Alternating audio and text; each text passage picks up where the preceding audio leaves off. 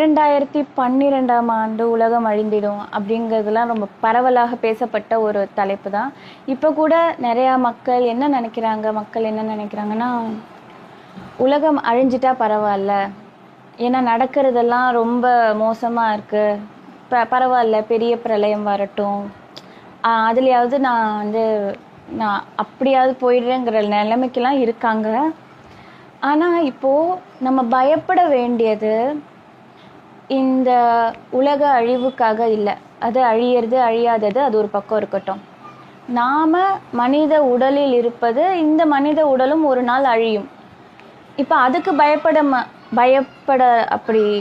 பயப்படணுமா அப்படின்னு கேட்டால், அதுக்கும் மேலே ஒரு நியாயமான ஒரு பெரிய விஷயத்துக்கு நம்ம பயப்பட வேண்டியிருக்கு. என்னென்னா, உடல் அழிந்து போகக்கூடியது, ஆனால் ஆத்மாவுக்கு அழிவில்லை. நாம் இந்த